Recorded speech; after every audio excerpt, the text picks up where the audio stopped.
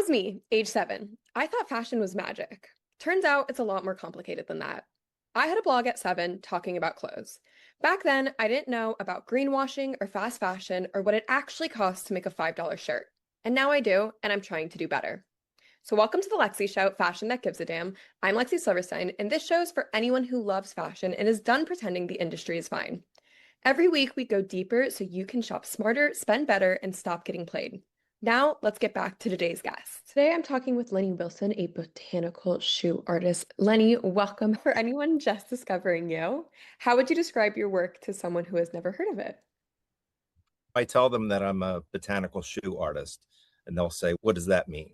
So I have to describe the fact that I actually make a pair of shoes on shoe lasts, and I create these pairs of shoes because I work in pairs, and I use plant material in the fabrication, and I also hand stitch them down and remind people that you can't wear them.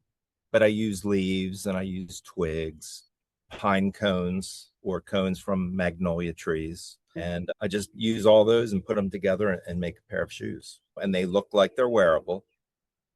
And people love to pick them up. They're very tactile. What size are these? So when they're on exhibit at different places, I like to make sure that people can't pick them up or touch them because they are works of art. Yeah. No, truly, they're so cool. Where did the idea come from, and how did you get from the idea to making the shoe become a real thing? Yeah, that's a good question. I get that question often. I took myself to London, England, and went to enrolled in a technical college called Cordwainers Technical College to learn how to make shoes. Now, it's a leather trades college specializing in handbags, footwear, and saddlery. And I was in the footwear design and fabrication program. So while I was there, I apprenticed with a student who had graduated from the college who opened up his own store.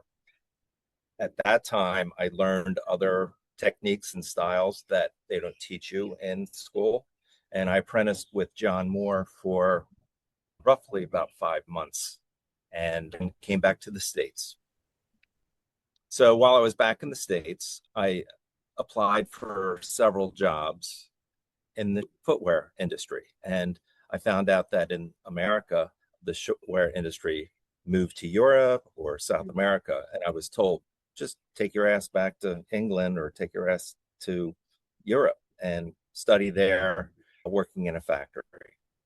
Instead of doing that, I ended up working in horticulture. And I had a friend who introduced me to a landscape architect, and I worked on estate gardens, and I thought this is a lot of fun. So my fell silent. I did interview with Rockport shoes and Red Wing shoes, which really aren't the type of shoes that I make. And so horticulture took over my life and my career. And while I was working at an arboretum called Swarthmore College, and the campus is an arboretum, there was a notice for a staff and faculty art show. And I thought, let me see if I can make something, a pair of shoes. Yeah. So the ginkgo leaf falls off the tree in the fall, and they all fall down at one time. So there's a carpet of yellow, and the leaves have a nice leathery texture to them. And I used the leaves to make a pair of shoes. First time ever. Didn't know what they were going to come out like. And they ended up being the centerpiece of the art show. I couldn't figure out what people were looking at, but they were gathered around my shoes. And Oh my gosh. yeah, and it was just a whim. I did it and it was fine. Then I was asked to make more pairs. There was a local gallery that had them on exhibit, and an art person wanted to curate a show using my shoes. So she borrowed my shoes and ended up selling a couple pair. And then I got asked to make more shoes using plant material. So here I am. I kind of felt like I ended up marrying the two interests, horticulture as well as shoemaking. And it's united in the shoes. That's so That was back in the 90s when that happened. I love that. That's such a pinch me moment. You're like, what's everyone staring at? And it's your work. Yeah, yeah. And recently I took a couple pairs of my shoes over to a friend's house. It was almost like a small high school reunion. And the response that I got from them was super encouraging. They're like, whatever the spirit is that these shoes exude, you need to capture that. Oh, I love So, it. anyway, it's pretty cool. Yeah. That's so cool. Yes, I saw many a picture of them and I was like, oh, I need this guy on my podcast.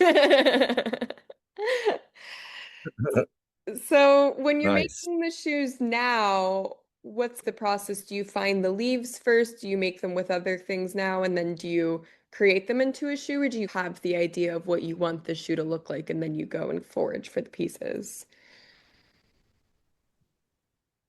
Yeah. So, what I've been doing is actually working directly with botanic gardens. They allow me to come onto their site and collect material that I'll use for shoes that are displayed there.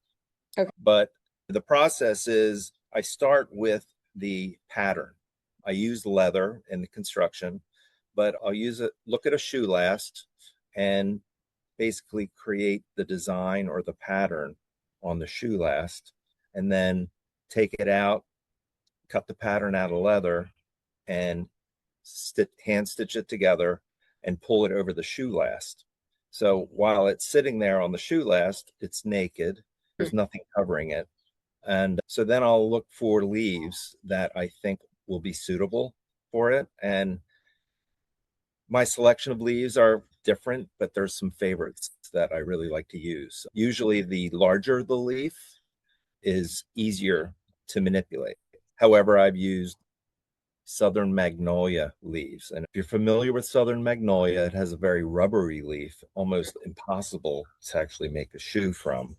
But I learned to dissect the leaf along the stem, and it kind of has a natural curve that goes right along the shape of a foot. So it was experimental, but the way it worked was pretty cool. And I was very satisfied with it. Love it. So, and I look at not necessarily foraging, but I go into the woods and take Mhm. walks and get inspired by a lot of different things. It could be ivy that's growing up a tree that's pulling the bark away, and I see a texture or something. How can I utilize that in a pair of shoes? Or I'll go to a garden and I'll see some really nice plants. I'm like, I wonder if that stem might work along the top line of a shoe. So I'm always botanizing and looking at plant material. And so when you pick up a leaf, and what makes you decide, okay, this is the one versus a different? Is it the color, the size, like you were mentioning, texture, things like that? Yeah, it could be like the pattern on the leaf. It might be variegated or it might have certain edges on it. What I've learned to do is as I apply leaf to the shoe, I usually turn it upside down so the top of the leaf is touching the leather. So what you're looking at is the bottom side of the leaf. So bottom side of the leaf as intricate patterns on it that are very stimulating to me. And I like to present that when I'm making the shoes. So if it has an interesting underside of the leaf, sweet bay magnolia is an example. Top of the leaf is green, it's flat, and that is the side that touches the leather. The underneath is white. And for using a leaf that doesn't turn brown, it remains white, and it's a wonderful material Mhm. to use. That's so cool. I'm so obsessed. This is so creative. It's such a great way of showing truly how you can do anything creatively. Like you can inspiration in anything. I love it. Right. If you're out in nature, or for anyone who's never really foraged is the word I feel most fits here. What are like the unwritten rules that you follow to make sure you're taking from nature responsibly? If I take anything from nature, I'm usually picking it up off the ground. If I have to prune some branches or some leaves, I do it respectfully Mhm. for that plant. Now, when I've worked in botanic gardens, I get approval from the people that work there.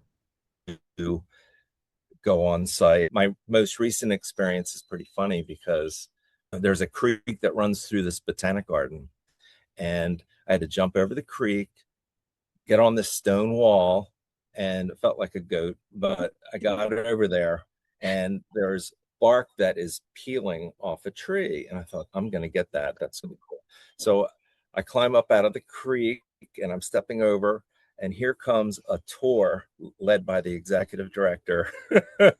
And he has staff with them and volunteers and interns, and they're learning history of the garden as well as about plants.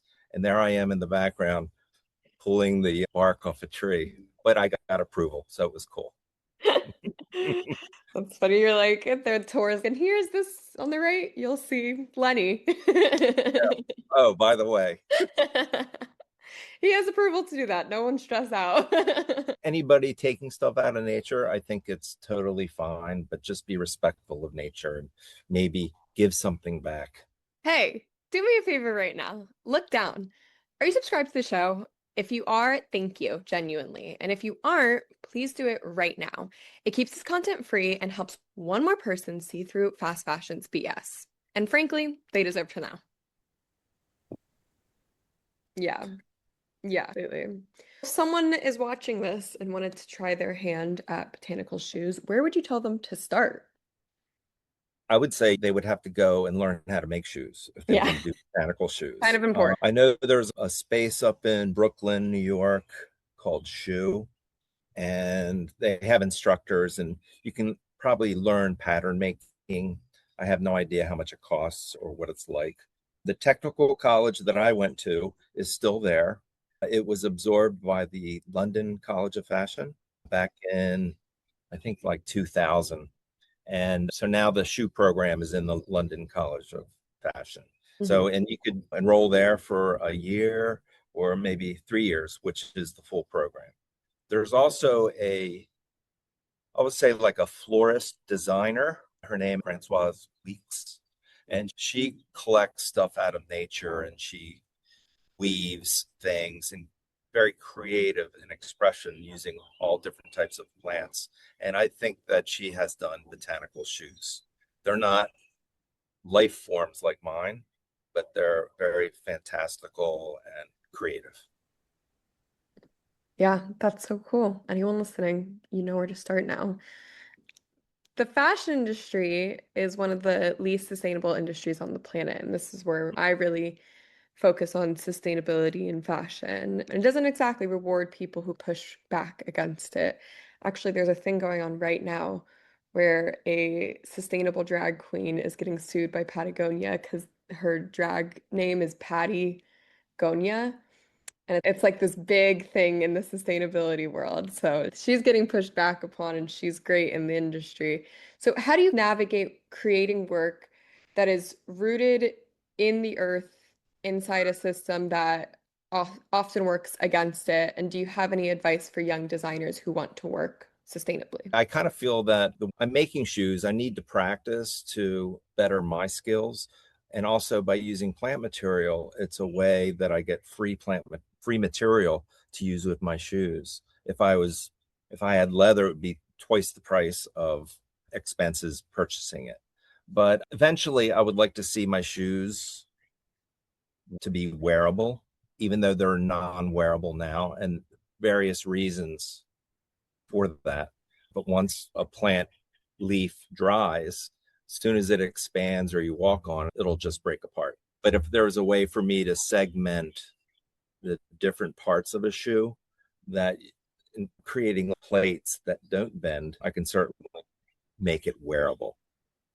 You let me know once those are wearable. I'm getting my hands I on them. don't think anybody has worn my shoes. I know somebody did because they broke them. Oh, Um, no. but I made a pair of moss shoes, slippers really, and they were mules, very pointy toe. And I used a twine to wrap around the moss, and it was like an elf in a forest. And the owner put them on her shoe and took a picture and sent it to me. That, yeah, I think what a statement. They're a statement in general. And then if I can wear them out on like Earth Day, Oh, yeah. People will be turning heads. I will be turning heads. Yeah, do you think that, so is that kind of maybe what's next for you in terms of like the shoes, is finding a way to make them wearable? Yeah, I think that's one direction that I would go in. Also, is to keep making them. I've had dreams of being able to travel and visit other botanic gardens around the world. And so what I would go and visit and I would make a pair of shoes that would be representation of that botanic garden from Mm, the plants growing there. And there's an educational aspect to it. So it yeah. helps to teach the public about the plants that the botanic garden is growing. So if I can kind of get a little hitch into that type of thing, I would certainly pursue that. I am looking to expand a little bit out of the Philadelphia market, which I'm currently in, and get up into New York. So I've talked to a couple of people up there affiliated with Botanic Gardens and Christie's Auction House. So That's we'll cool. see where it goes. My experience when I was living in England and going to shoe college, I was working for a fashion company there. Their name was Body Map, and I was their clothing rep in New York when I lived there. And that's how I got connected with them. So when I was in England attending shoe college, I was working for one of the designers' mother on the weekends at a little store called Body Shop. I got introduced to all these different fashion people while I was there. And the company that I apprenticed with is legendary. It was called the House of Beauty and Culture. And it was a conglomerate of different designers that repurposed clothing, fabric, furniture, and made it into their own creations. That was also inspiring. And I think I picked up a little bit from that. Yeah, that's so cool. I think if you're ever in California, there's a place called the Huntington Botanical Gardens. They're very pretty. I feel like Oh, Huntington. Yeah, I've heard of that. they would be in totally, I feel down to do that. I feel like that's such a cool, my social media mind is like that would be a good social series where you go to a botanical garden and then you make the shoe and then you do a little voiceover talking about your experience at the botanical garden. That is so something I'd be really interested in seeing, and I think that they're all around the world. I'm sure there are way better and cooler ones than the Huntington one, but the Huntington one's very pretty in my personal opinion. But I'm biased because I live here. Yeah, that's right. It's good. Your work literally comes from Earth, so has spending all of this time with your hands in nature changed the way that you see the world around you? Absolutely. I think it's a natural fit for me. I never really knew it when I was in high school or going to college because you get a degree and you go out in the world and you get a job. But as soon Mhm. as I experienced working outdoors, I just thought, this is me. This is something I really enjoy. And this is what I want to pursue and I Mhm. want to do. Wouldn't trade it for anything. Yeah, I need to spend more time outside. Everybody does. Everybody does. Everybody Yes. does. I work from home, so I spend so much time looking at this damn computer. And I am looking outside my window right now and I'm like, it looks like a really nice day. Good thing I haven't stepped outside once. Oh, no. I'll go on a walk after this. It'll encourage me. But yeah, I think we have a saying again on social media, us Gen Zers have a saying where it's like go touch grass.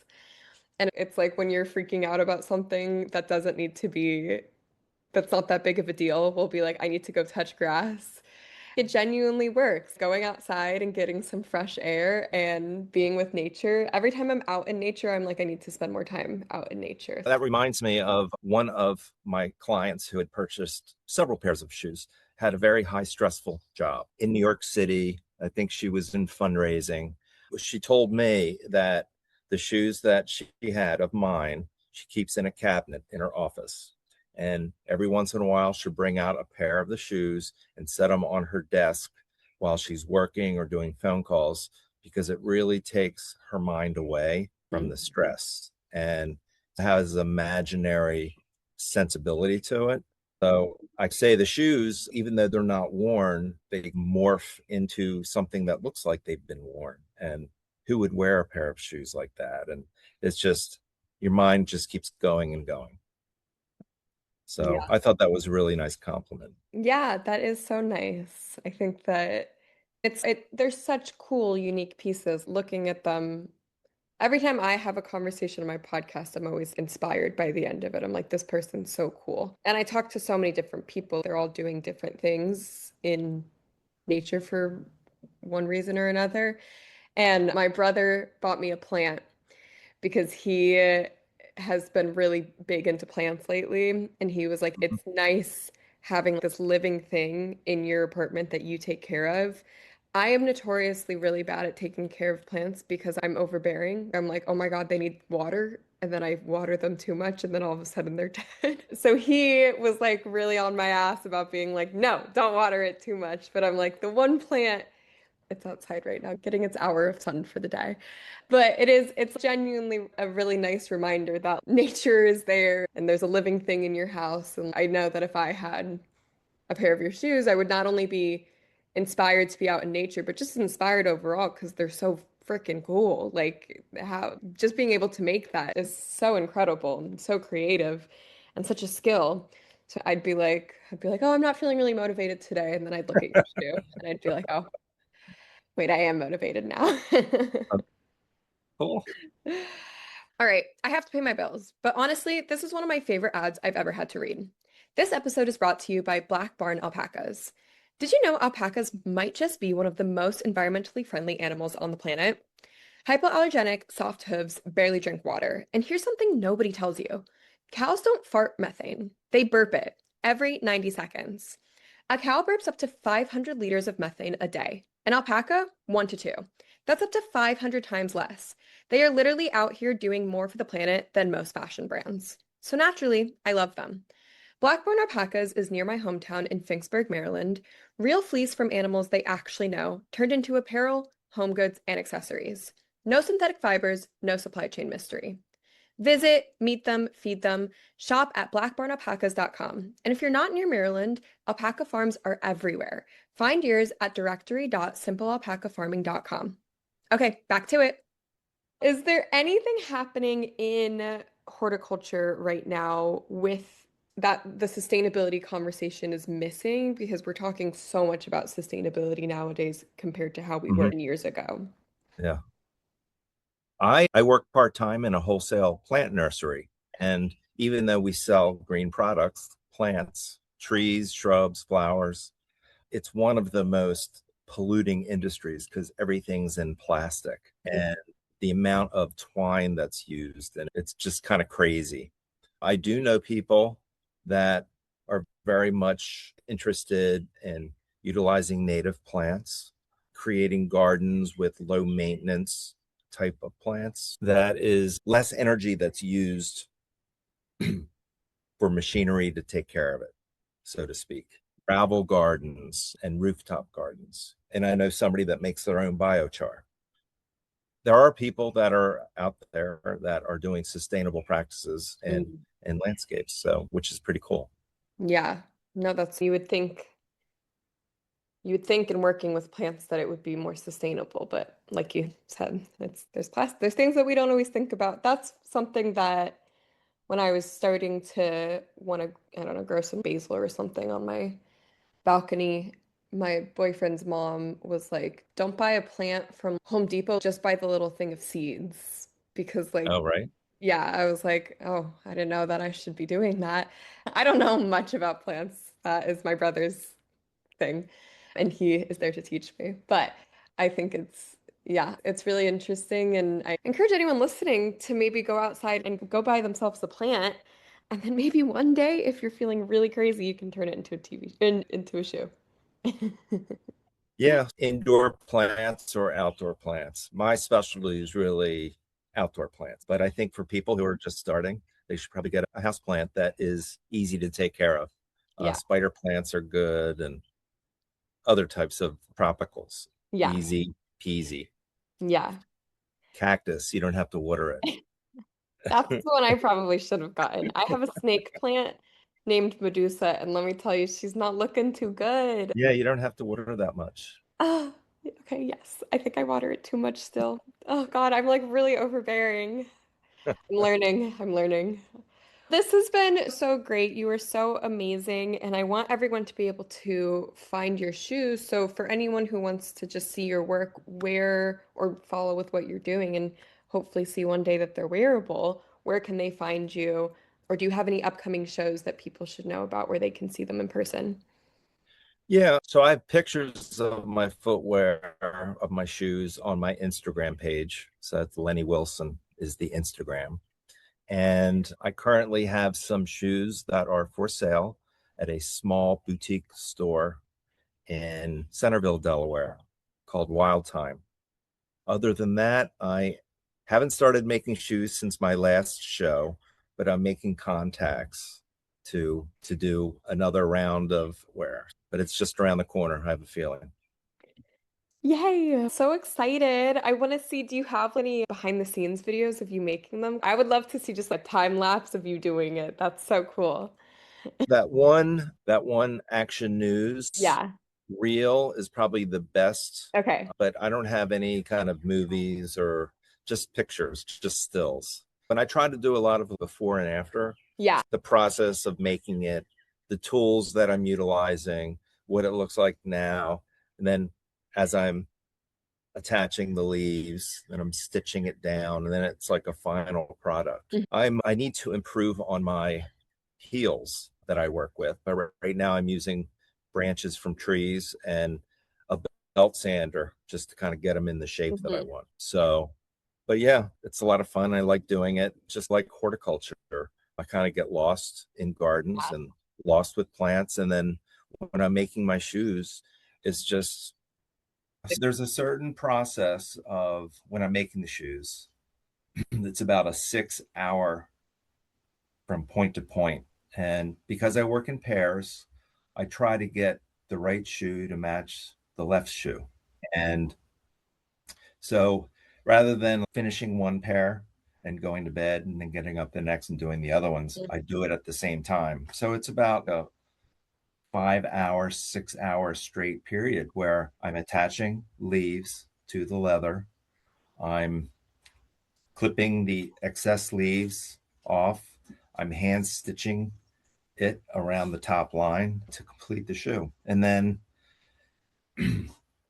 I do all that as the shoe is off the shoe last, and then I slide it back on the shoe last and Mm. lock it in. So the shoe sits there and it ages and it dries, but it also absorbs the shape of the shoe last. So Wow. it's quite a process, but it's and I hold my breath a lot of times. It's good. I can't complain. Are you the perfect? I feel like I'd be like, oh my God, it's ever so slightly off. They're ever so slightly different.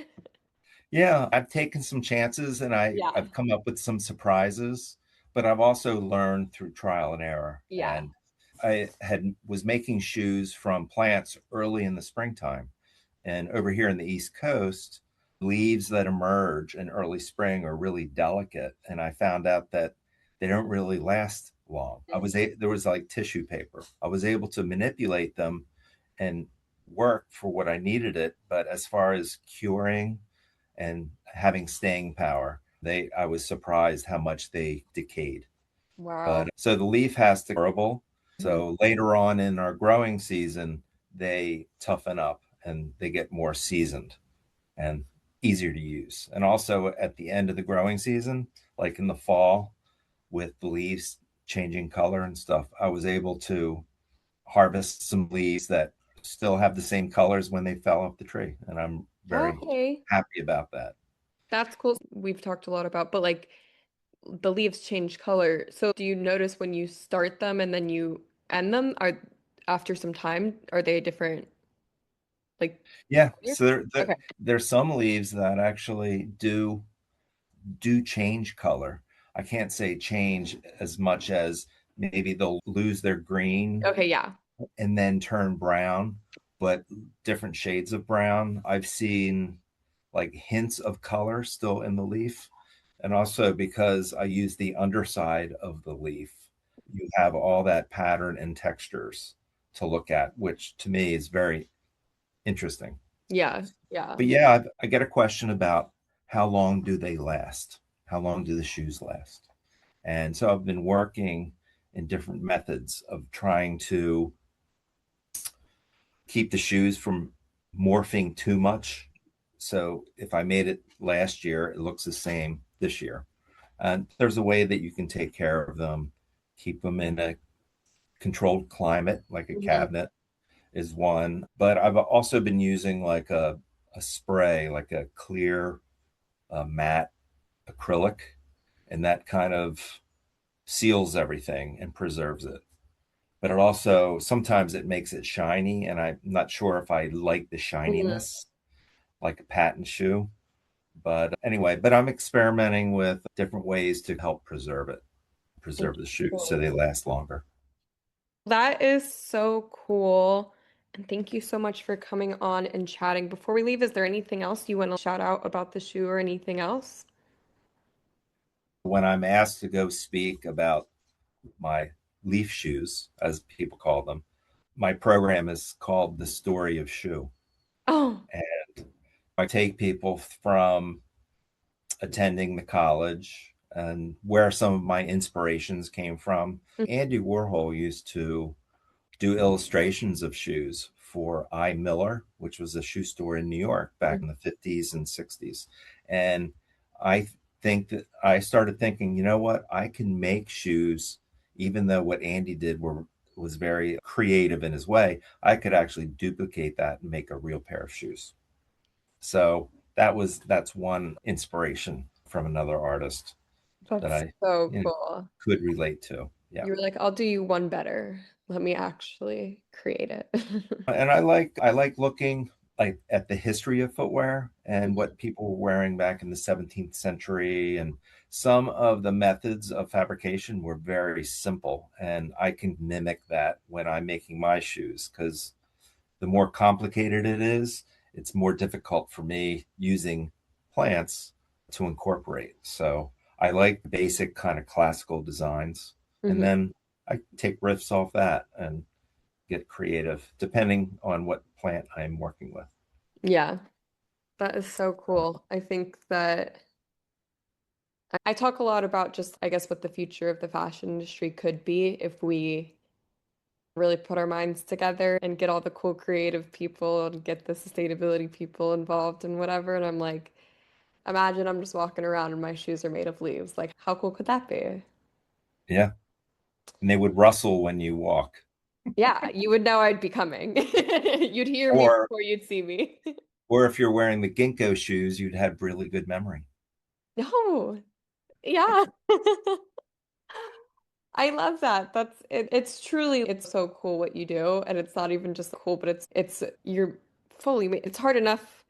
The average person I don't think can just casually create a shoe. So to be able to do it and incorporate nature is just an added level of creativity and skill. So it's really amazing and I everyone should go check them out. And I can't wait to see what you Cool. do next and let me know when they're wearable. If something in today's episode stuck with you, tell someone, share it, screenshot it, send it to your group chat.